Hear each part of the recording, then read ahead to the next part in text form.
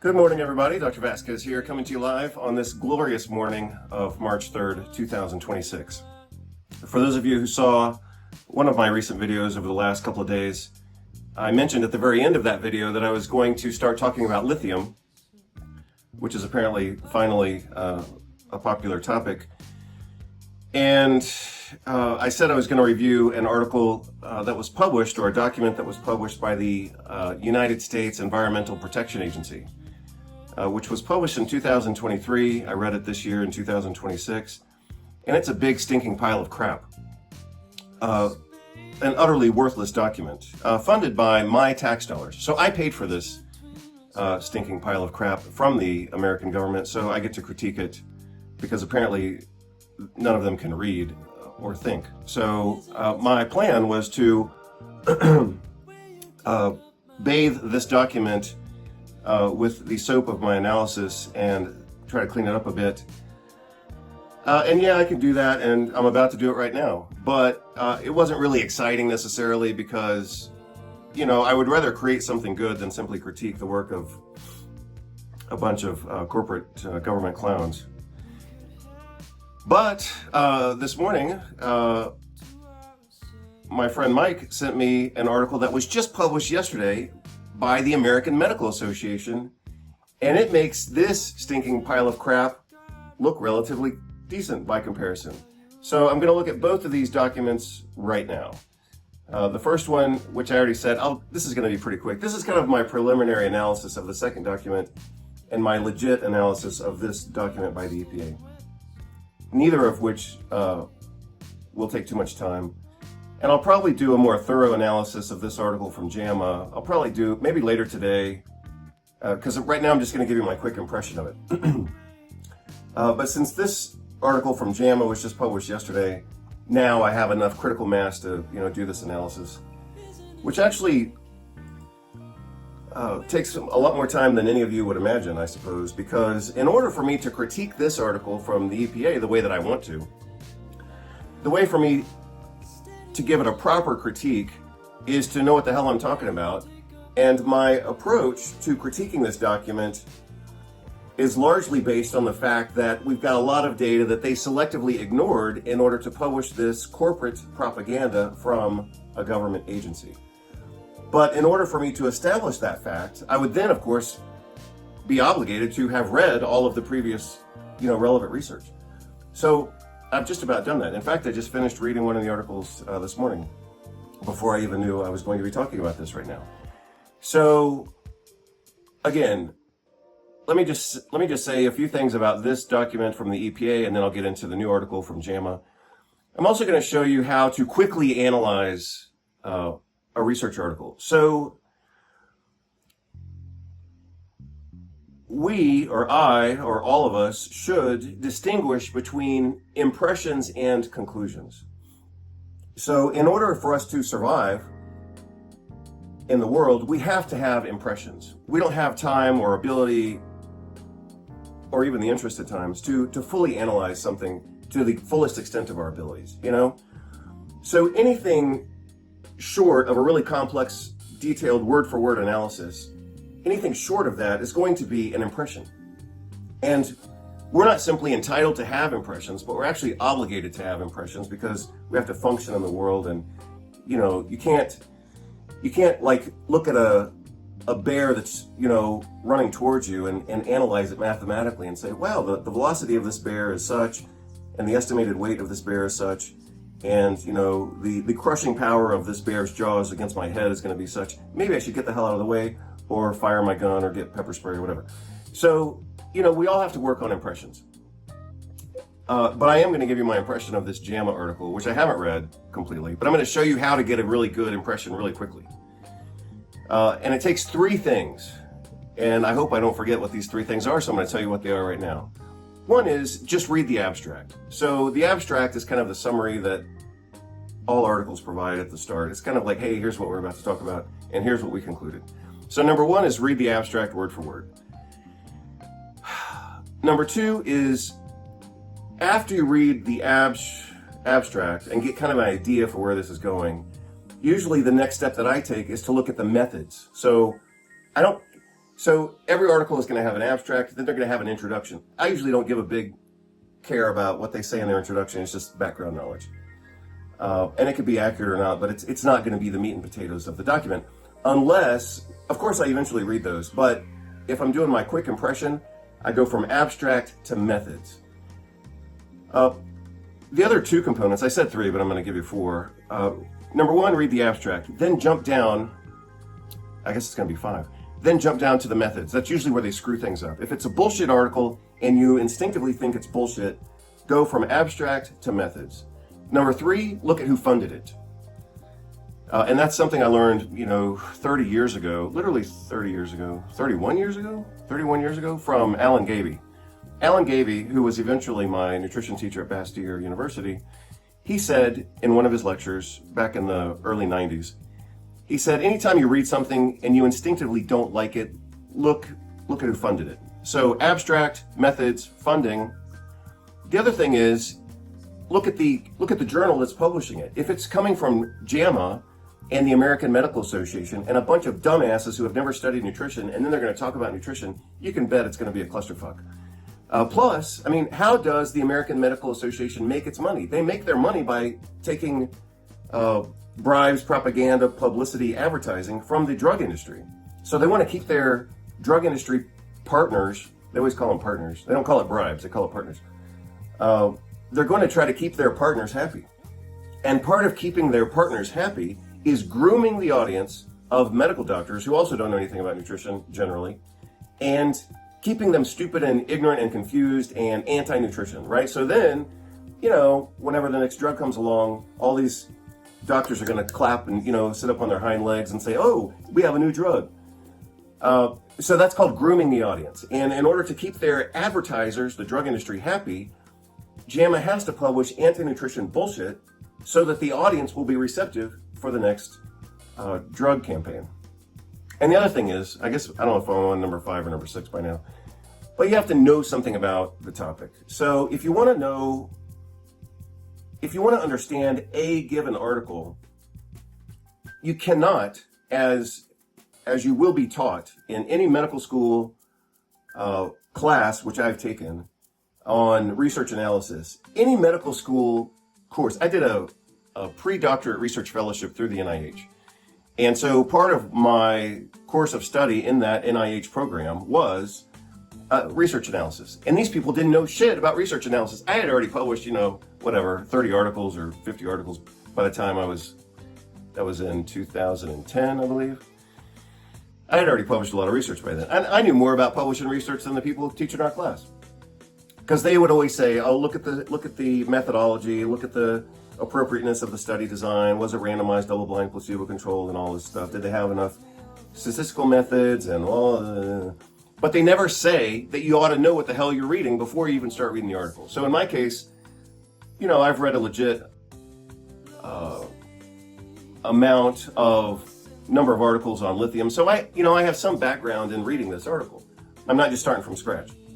If a person were to be starting from scratch, then obviously they would be at a disadvantage, because I can look at an article like this and in seconds I can tell it's bullshit, and I'm going to show you exactly how that happened. But first, as I've already said, and again, as my original intent was, we're going to look at this article, document published by, shucks, screwed over. Well, let's just screw up my screen. We're going to look at this article from document from the United States EPA. So I'm working with a different program today, so it may screw me up a little bit. God, it keeps screwing me up. Okay, so let's just try to take a look at this. I'll provide this document. You can take a look at it. Lithium in drinking water, a resource for primary agencies. This is total bullshit. So conceptually, see, again, you would have to start reading an article like this with some idea of the topic. So lithium exists in 3 categories. I didn't say 3 forms, I said 3 categories. Lithium exists in 3 categories, let's say. Pharmacologic, nutritional, and toxic. And they're looking at this, watch what they do here. They're trying to look at this from a toxicological standpoint, from a toxicity standpoint. But they use a pharmaceutical model for doing that. Well, the whole thing is just screwed up. Why? Look again at what I just showed you. The categories of lithium are pharmacologic, nutritional, including drinking water, which is what they're talking about, and then toxic. They're trying to talk about lithium in drinking water, which would be category number 2, using the language of toxicity, which is category number 3, but the model that they use is category number 1, medical pharmacology. So this thing is just screwed from the start, basically. So you can see that I, wrote my notes, as I certainly should. Some of the stuff they wrote, I just scratched it out. It's such nonsense coming from the American government, which at this point, I mean, you have to understand that the U.S. government is completely captured by private interests. Some of those interests are drug companies, and so they're going to influence government publications in favor of drug companies, which is keeping people dumb, confused, and dependent on drugs. Whew, this is a heavy document of stupidity. So, they make reference to the nutritional sourcing of lithium. Lithium is likely present. Well, look, in a document, this was published in 2023, in a document of this age on this topic, they shouldn't be saying maybe. Lithium is likely present in a variety of foods, such as cereal grains, leafy vegetables, root crops. And then, in the same sentence, they say, but it is not clear which foods may be a significant source of dietary lithium. But you just said they were cereal grains, leafy vegetables, and root crops, plus drinking water. So, they can't even finish one sentence without showing that they're trying to be manipulative, right? They're trying to say maybe, but we don't know, but this would be correct. It's like, this sentence is nonsense. So, here's what I wrote a few weeks ago when I first read this. This entire document is absurd, over-focused on toxicity, and uses prescription lithium as the reference. That's what I just explained a moment ago. Lithium, you can conceive of lithium acquisition, again, in 3 different categories. I didn't say forms. I'm talking conceptual categories: pharmacologic, nutritional, and some toxicity source, which maybe doesn't even exist according to their own document. And again, lithium in drinking water would be a category 2 nutritional source. But they're using the language of toxicity and referencing the pharmacology of prescription lithium. This whole thing, the whole thing is so unorganized, it's just absurd. But like I've shown you several times now, through instinct or necessity, over the last 20 years of my life, I've developed certain thinking patterns that are kind of my default patterns of categorization and organization. And so when I approach an intellectually unorganized document like this with my default system of organization, then the whole thing just seems absurd. Point number 3, ignores clinical data of benefit at low doses. Oh yeah, so I'll get to another point that they made here. So I said, also known as complete nonsense, wrong form, wrong dose. The whole thing is just stupid.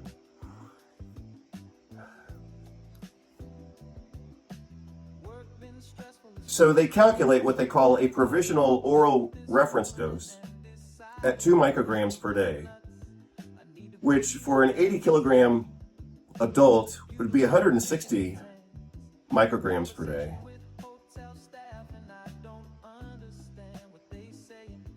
So on one hand, they estimate that as being a safe dose. They declare that as their safe dose. But again, they say the provisional value for lithium is based on adverse effects observed in patients administered lithium therapeutically at 600 to 1200 milligrams per day of lithium compound. So that doesn't make any sense for a couple of different reasons. First of all, the language that they use is completely absurd.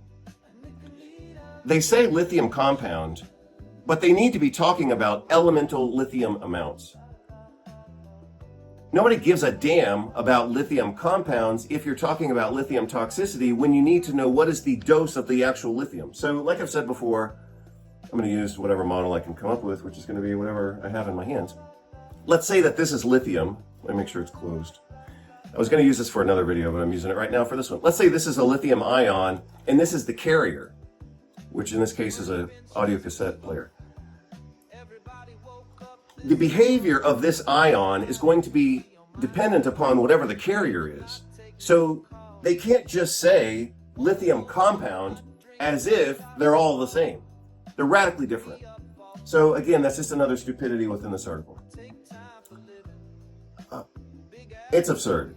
When they say lithium compound here, talking about drug usage of lithium, they're talking about lithium carbonate, not lithium citrate or lithium orotate or whatever. So the whole thing is absurd. And it does matter. If they're talking about the compound, then they're talking about the two of these things weighted together. Well, if you're talking about lithium carbonate, then it's only 18% lithium. If you're talking about lithium orotate, then it's only 4% lithium. So you're either talking about 18% or 4%, and that's a pretty damn big difference. Plus, the pharmacology is radically different. So this, you can tell I'm frustrated by this because this document is just stupid. Oh yeah, here's the other thing.